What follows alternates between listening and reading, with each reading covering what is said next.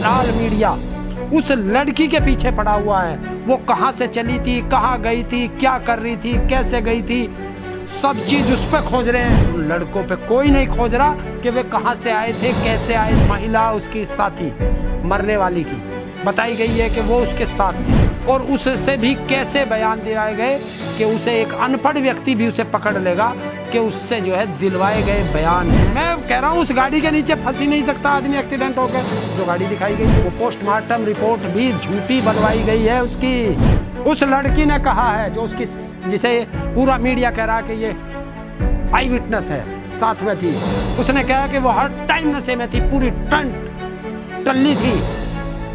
Postmortem report में शराब का, अल्कोहल का जिक्र क्यों नहीं है?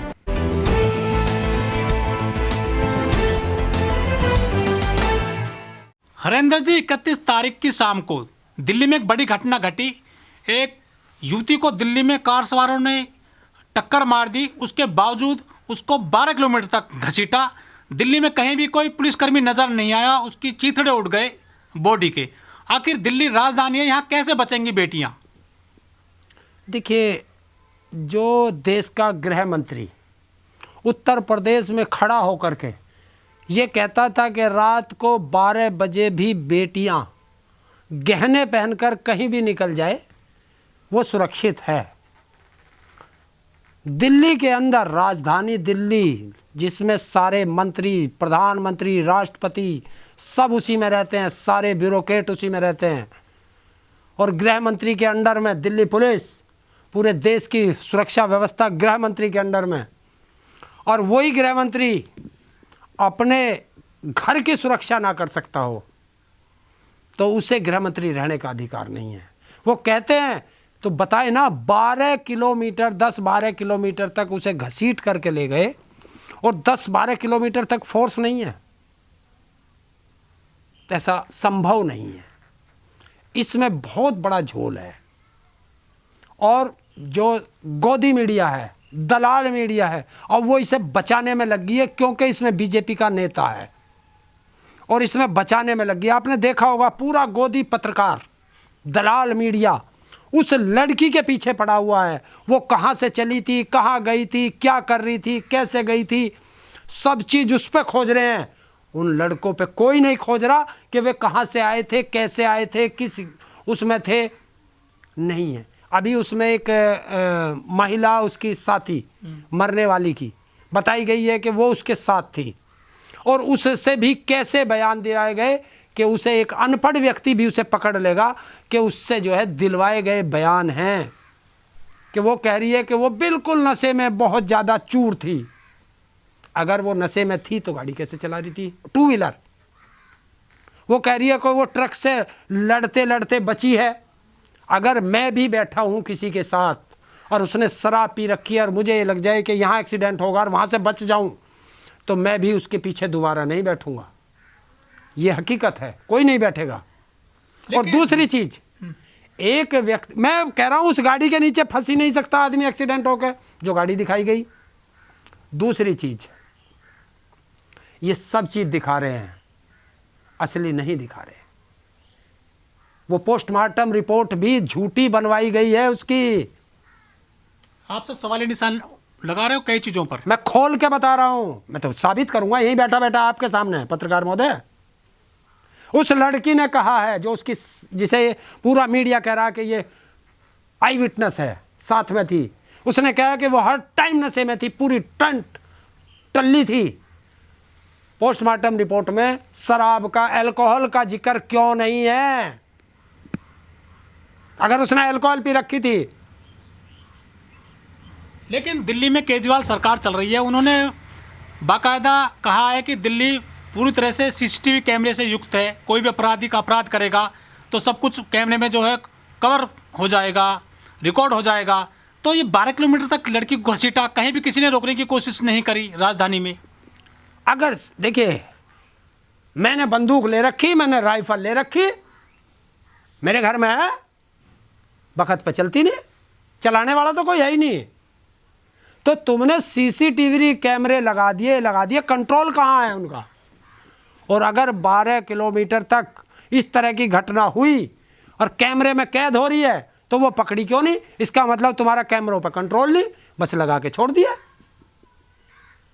कोई ना कोई इसमें दोषी हैं बहुत, और इसमें बचाया जा रहा है। इसीलिए अमित शाह ने ये पूरा केस अपने अंडर में ले लिया कि कैसे इसको मैनेज करूंगा।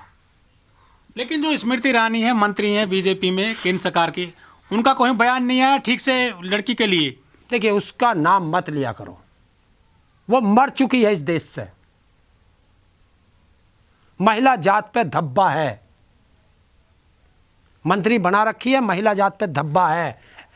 संसद में बैठी हुई जितनी भी महिलाएं हैं, अगर इस केस पे नहीं सड़कों पे आई तो वो दुर्भाग्य है इस देश का। उनको सांसद रहना या विधायक रहना देश की महिलाओं के साथ गद्दारी है। लेकिन देश में तो नारा दिया जाता है कि बेटी बचाओ, बेटी पढ़ाओ, बेटियों को आगे बढ़ाओ, और बेटियों को मारा जा रहा है घसीट करके दिल्ली में, देश की राजधानी में। बेटी पढ़ाओ, बेटी बचाओ और बीजेपी के दरिंदों के सामने धकेल दो, ये बीजेपी का नारा है। लेकिन जो आरोपी हैं उनको तो गिरफ्तार कर लिया गया है। अब तो बुलडोजर चल गया क्या उनके? बीजेपी वाले बड़े बुलडोजर चलावे थे, चल गया क्या कहीं? हैं? क्यों नहीं चला बुलडोजर? क्यों नहीं चला? हाँ, चल जाता। अगर इनमें एक भी मुस्लिम अपराधी होता चल जाता। बीजेपी के हैं अपराधी, नहीं चलेगा बुलडोजर। लेकिन दिल्ली में एक मर्डर हुआ था, श्रद्धा मर्डर केस, उसमें 35 टुकड़े किए गए थे श्रद्धा के। तो पूरे देश में मीडिया में चली खबरें बाकायदा कि देखिए एक मुस्लिम ने, या एक जो आरोपी है वो, जो उसको बताया गया था मुस्लिम शुरुआत में, लेकिन वो बाद में उसका धर्म दूसरा बताया गया है। तो लोगों ने काफ़ी प्रतिक्रिया दी। यहाँ पर लड़की को जो है रात में 12 किलोमीटर तक घसीटा, उसके चिथड़े उज गए बॉडी के। कोई नहीं बोल रहा है अखबार में या जो हिंदुवादी संगठन है। अब देखिए, जो अपराधी है, हाँ, अपराधी को तुरंत सजा मिले। हमारे देश में कानून व्यवस्था नाम की कोई चीज बची नहीं है। हमारे देश में, हिंदुस्तान में कानून व्यवस्था या पालन नहीं हो रहा ठीक से। कानून तो है ना, अब कानून ही ना। जब संविधान को कोई मानता नहीं तो कानून काहे का? भारत में संविधान नाम की चीज नहीं बची, कोई मानता नहीं। अगर मैं अपराध करूं तो मुझे अभी पकड़ के ले जाएगी पुलिस, 10 मिनट में अंदर कर देगी। और तुम अपराध करो तो तुम्हारी जांच हो रही है, क्योंकि तुम नेताओं के रिश्तेदार हो, तुम्हें बचा लेगी पुलिस। तो ये दोहरा जो चरित्र है तो संविधान में कहाँ है? संविधान में तो नहीं है दो धाराएं कि मेरे लिए कुछ और है और आपके लिए कुछ और है। तो संविधान बचा कहाँ देश में? इस देश से संविधान खत्म करना, लोकतंत्र खत्म करना, और वो धीरे धीरे ऐसे ही होगा, क्योंकि इन्होंने धर्म का अफीम यहाँ के युवाओं के नस नस में भर दी है। और एक चीज़ है बहुत, मैं आज फिर पूछना चाहता हूँ, अडानी के पोर्ट पर कितनी ड्रग्स पकड़ी गई, उसका जिक्र क्यों नहीं होता यहाँ हिंदुस्तान में? वो ड्रग्स है कहाँ और उसे लाया कौन था, किसके यहाँ आनी थी? इस पे कोई जांच नहीं होगी। मैं बता रहा हूँ, अडानी जो दुनिया का नंबर 1 की तरफ जा रहा है, ये ड्रग्स के माध्यम से जा रहा है। तो कहीं ना कहीं नशाखोरी भी जिम्मेदार है इस घटना के लिए। देखिए, नशा तो है ही, नशे में होते हैं ऐसी घटनाएं, लेकिन ये थोड़ा ही है कि अपराध हुआ और तुम अपराधी को बचाने में लग जाओ। निर्भया कांड के बाद में जो है कुछ व्यवस्था नहीं सुधरी है देश में, चीजें नहीं बदली हैं, वो फिर वो मोमबत्ती लेकर लोग आते हैं केवल। निर्भया को न्याय नहीं मिला, मैं अब भी कह रहा हूं नहीं मिला न्याय। फांसी दी गई थी किसको? दोषियों को। कितने साल बाद? कितने साल बाद? जिसको पूरी दुनिया ने उठाया हो, पूरा मीडिया लगा हो, पूरे देश के नेता लगे हों, पूरे देश की और दुनिया की जनता लगी हो उसे न्याय दिलाने में, उसमें कितने साल लगे? क्योंकि उसका तो ट्रायल हो गया था, मीडिया ट्रायल, इसलिए उसे थोड़ा बहुत जाके न्याय की उम्मीद बंधी थी। आप बताओ ना अंकिता भंडारी, क्या हुआ भाई उस केस में? आज तक सरकार ने बताया, भारत सरकार बताए या उत्तराखंड सरकार बताए कि वो वीआईपी कौन था जिसके लिए उसको मारा था? बताया किसी ने? नहीं बता सकते बीजेपी वाले, क्योंकि जहां भी तुम्हें कहीं ऐसी संलिप्तता मिलेगी वहां बीजेपी वाले मिलेंगे। तो जहां सरकार स्वयं अपराध कर रही हो तो भैया सजा कौन देगा? तो रात में जो बहन बेटियों को निकलना काफ़ी मतलब डरावना हो गया है आजकल। हाँ, बहुत ज़्यादा। मैं नहीं चाहता कोई बहन बेटी घर से निकले, लेकिन मजबूरी है, पापी पेट का सवाल है, जाना पड़ता है, रोटी कमाने के लिए जाना पड़ेगा, नहीं तो भूखे मर जाएंगे। तो बहन बेटियां थोड़ी संभल के जाएं, क्योंकि अपराधी पग पग पे खड़ा है, उस अपराधी से बचना भी है और अपना परिवार भी पालना है। और देश को मैं फिर एक चीज़ कहना चाहता हूँ, बचा लो इस देश को। वो आज हमारी बेटी है, कल आपकी बेटी की बारी है। आपने देखा होगा कि नेताओं की बेटियों के साथ ऐसा क्यों नहीं होता, क्योंकि उन्होंने अपने लिए और अपने परिवार के लिए बहुत सुरक्षा उनके साथ लगा के रखते हैं, और हमारी और आपकी जो सुरक्षा करते हैं वो भी उन्हीं की सुरक्षा में लगे हैं। तो इसलिए हमें अपनी भी और अपने बच्चों की भी और पड़ोसी की भी सब की सुरक्षा स्वयं करनी पड़ेगी। तो इसलिए सब एक साथ मिल कर के रहो, अपराधियों पर निगाह रखो। शासन प्रशासन से कोई उम्मीद नहीं है अब इसमें, यहाँ देश में न्याय की कोई उम्मीद नहीं है कि जहाँ न्यायपालिका से भी न्याय मिलने में संशय हो। लेकिन हरेंद्र जी, एक सवाल और उठता है, जो ये घटना हो रही है हमारे देश में देर सवेर महिलाओं के साथ, बच्चियों के साथ, युवतियों के साथ, कुछ लोग ये भी कहते हैं कि इनमें कहीं ना कहीं महिलाओं की, युवतियों की, बच्चों की गलती होती है। वो देर रात तक बाहर घूमती हैं। वैसे तो सभी को आज़ादी है आने जाने की, कहीं भी खाने पीने की, लेकिन कई बार लड़कियों की जो है ना संस्कार को लेकर भी ऐसी बात कर देते हैं कि गलत शिक्षा दी घर वालों ने, क्या जरूरत थी इतनी लेट तक बाहर जाने की, दोस्तों के साथ घूमने की।